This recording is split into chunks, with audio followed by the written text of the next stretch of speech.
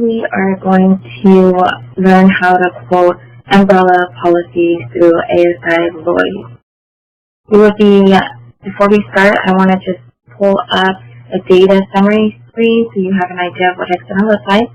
This is the document you'll pull off Epic in order to get all the information you need to input in for the quote. So we'll go ahead and use this as an example today in order to run an umbrella quote for the training. So we'll go ahead and just minimize that. First off, we need to go ahead and log into ASI Lloyd's website. So let's just do that. This is the home screen. Once you get into the login, we want to click under Agent Login. Type in the necessary information to get in. And go ahead and click Login. Once you log in, this is the agency portal. If you look to your right-hand side, you'll see a couple of fields. So you are going to tick the fields for rating and policy lookup and click there.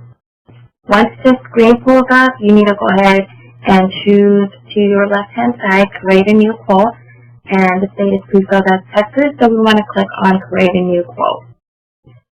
The screen after that, it'll give you ask for insurance information. You don't have to fill in the company name because this isn't a commercial policy. We're only doing umbrella. So we'll type the field here.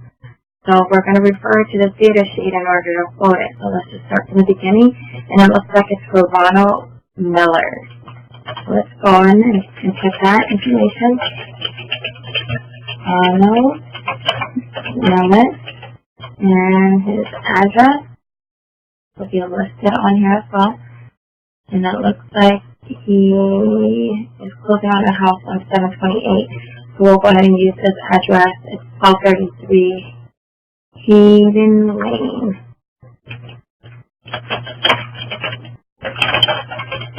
And the city is Savannah, Texas.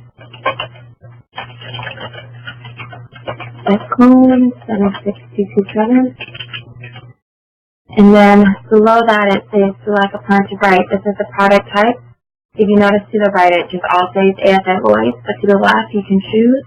And we are choosing an umbrella quote, so we'll go ahead and click umbrella and the type of residence.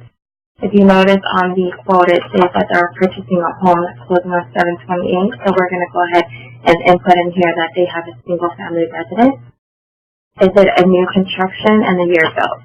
That information will be on the sheet as well. If you notice, it says dwelling information. The house was built in 2013.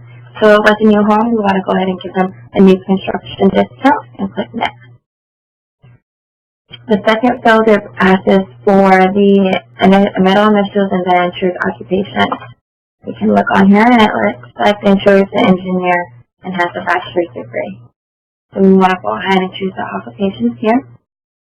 Construction engineer. We need to input his date of birth, which is October 18th, 1997, and his home telephone number. So let's go and see if we see a contact number for him right here. 210-551-6321. So 551-6321. 6321. There is no unit. So the effective date, remember, it's very important. This policy we're going to make effective the day that he is closing on his home, which is July 28th. So you want to go ahead and push in July 28th of 2013. Click the button next, and it should bring up prior liability information. So we are quoting an umbrella policy for $1 million. You can choose $1 million or $2 million. We're going to pick $1 million. And it's asking, this is the information that's requesting, so we need to make sure we fill all of this out.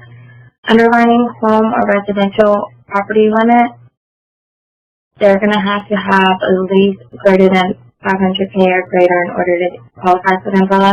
So we'll go ahead and input that in there. If they have an email address on here, which on the quote, which a lot of times it should be pre-filled on here, or in the ASI customer client information. We want to go ahead and just give them that discount for paperless. And then right here it asks us for the residential properties, how many homes does the insurer own? Only one. Number of properties, number of residential properties. So that will be number of residential properties, 3 or 4 family. We won't fill that out. Number of protected swimming pools, if they have a swimming pool. How many autos they have. We'll revert back to this, and it looks like they only have, this is the following information. We'll go down to the auto and see how many autos that they have listed on here. 2 vehicles. So we want to put number of autos, 2. Total number of motorcycles, if they have any, none. Adult drivers, 2. It's Ronald and his wife. Any useful drivers, none, because they'll be in there. Licensed, unlicensed children, none. At-fault accidents, legal violations, we would pull that from this information here. So we will go back to the data sheet and look for any incidents the clients may have. So we'll just scroll down and see the towing information. Down to the auto ticket, you see there's accidents listed on here. The wife had an accident in 2010, and Rona had one on January 4th of 2011. So we'll go down here at fault accidents, 1 for the wife, and we'll 2 with the wife and the husband together. So we'll put 2 here. Any moving violation? I didn't see any there. This is where you want to input the boat information if they had a boat. If you don't, so we'll just click next and see the next screen. If you notice when I click next, it gives me an error message. The error will always show up at the top in red lettering. If you notice, it's saying that total number of automobiles and total number of motorcycles must add up to 2. So this question I answered incorrectly. So I need to go ahead and input 2 here instead of 0 since there are 2 vehicles. So we'll just click yes. Next, to get to the next screen, there was no error message. So if you notice, it pulled up the insurance information on top left. It quoted for $1 million. Again, remember, if it's a $2 million quote, then you can also change that. And they give you the annual premium. So what we need to do is print this quote and drop it into the attachment to the client's folder. So we'll just click on print quote, because we want to add this. We're going to have to click on the quote information here, and it'll pull up this information, and then we can save it or print to PDF.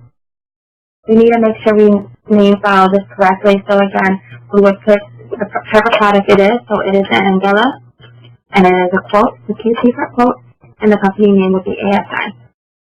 So after that, you'll just save it to your desktop, and then you'll have to drop it back in.